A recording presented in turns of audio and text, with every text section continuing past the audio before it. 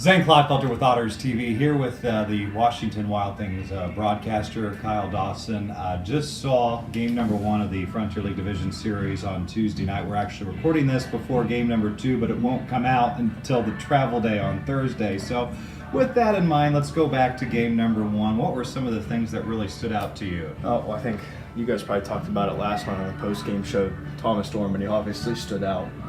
We didn't really expect much else from him. 7 innings, 7 strikeouts. Kind of expect him as the pitcher of the year to go out there and do his thing, and kind of expected what he gave us last night. In terms of the offense, I think Roman Collins had a pretty good night. The home run obviously helps him out, but to me, Randy Wynn was awesome too for the first 5 innings, and then he comes out in the 6th, gives up the 4 consecutive hits, and kind of all went downhill for it. But he's been one that, even in the All-Star game and talking with him a little bit there, he was always been impressive this season, and I think he kind of got an outlier in the 6th inning last night. Knowing how good of a starter you guys had going in game number 1, I was surprised at the amount of base runners that the Evansville Otters had in game 1. The problem for Evansville, just the double play ball. Yeah, the 4 double plays I think is a game high for Washington this year. They did it twice during the regular season and turned 4 yesterday, and a couple of them were odd. They had the 3-6-3, you had an L3 double play last night. It kind of hurt you offensively, obviously, but it doesn't really surprise me. Dorman, he's been a guy that he kind of had a role reverse a little bit last night. He's been a guy that has pitched with the bases empty really well, and then last night it was kind of a reverse of that. He pitched better when guys were on base for whatever reason, but I guess that's just kind of playoff baseball and how it goes. It is interesting, this situation with the way the schedule's worked out. Evansville sees Washington on opening night at Bosse Field back in May. You guys don't come back here until this FLDS games 1 and 2. So only seeing a team 1 series apiece each at their own home field, how difficult is it as opposed to the in-division matchups? It's probably on the field. It's difficult. Obviously, I think Dorman's a guy who he'll look at stats, he'll look at numbers. He's kind of just a pitching guru in his own mind, and he'll look at that stuff. It's a lot harder, and it helps to have some of the guys like Zach Strecker, our closer, knows a bunch of the guys on the Evansville team because they were Twins guys.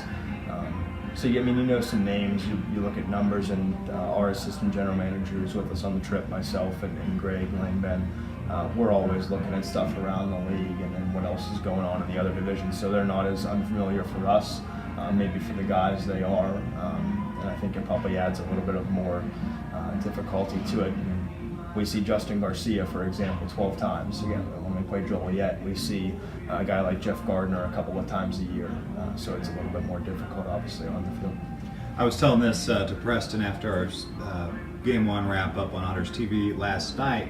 I was here in 2014 where the Wild Things and the Otters played that 1-game wild card to get to the Frontier League Division Series, and I'm glad they've since gotten rid of that because I thought it was a little unnecessary. But game 1 on Tuesday night reminded me of that 2014 postseason game because Washington had a dominant starter at the time. It was 4-0 going to the bottom of the 9th, and then Jeremy Nowak hit a 2-run home run to make it look somewhat close, 4-2. But as an Otters person, man, okay, it's 3-1, it's 4-1. You get a couple guys on base there, 7th, 8th, 9th innings.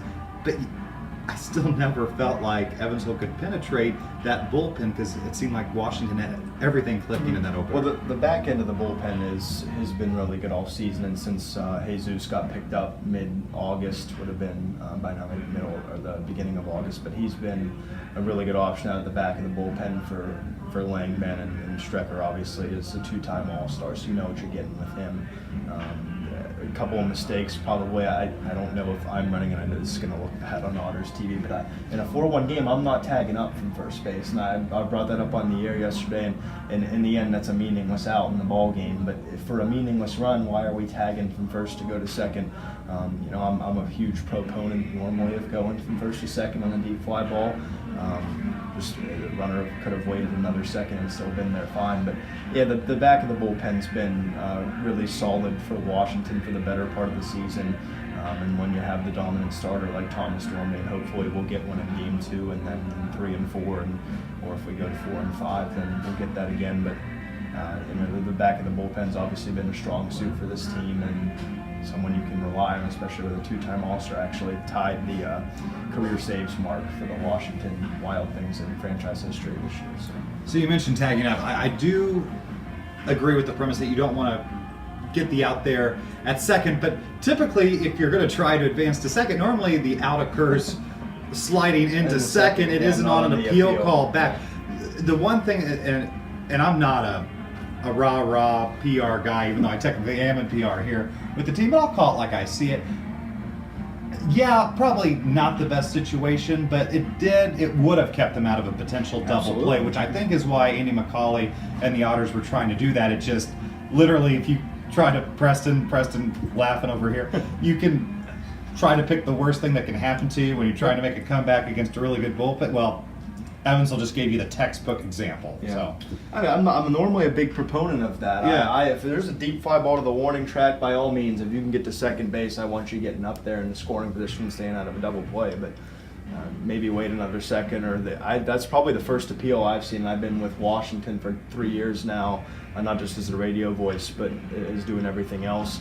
I've never seen an appeal work in this league until tonight, so I was just as surprised as everybody here was. that's what happens when you go to the playoffs, though, and you add an extra guy to the umpiring crew. Because regular season, that's true. Well, he's in a different position Yes. than he normally is. That's yeah, true. so you might feel as in the postseason, if you're a two-man crew and you appeal and you call them out, then you probably don't have the world's best view, and Yeah. you might be kind of, with at least three-man, they're a little better position, and that might work out a little bit better. So Thursday is the travel day, leaving God's country to head east to yeah, see, you like that. Kyle really liked that. To head to Washington, Pennsylvania. As a division winner, you guys in game one did at least the minimum of what you needed to do. You needed to take a game here. So now going at least back to Washington with one game under your belt, now basically a 2 of 3 for you. Does that change the mindset, you think, for the Wild Things? Maybe a little bit. I still think it's all I don't know even what the right expression for it would be, but maybe all sorts go for Washington. I don't see any reason that, obviously they're not going to sit anybody in a playoff situation, a normal guy, but I think it's still gas on the pedal no matter if it's a 2-0 lead as we head back, or if it's a 1-1 series. I think you still go out. They've played well at home all season, 28-20 during the regular season for Washington this year, including 2 against you guys.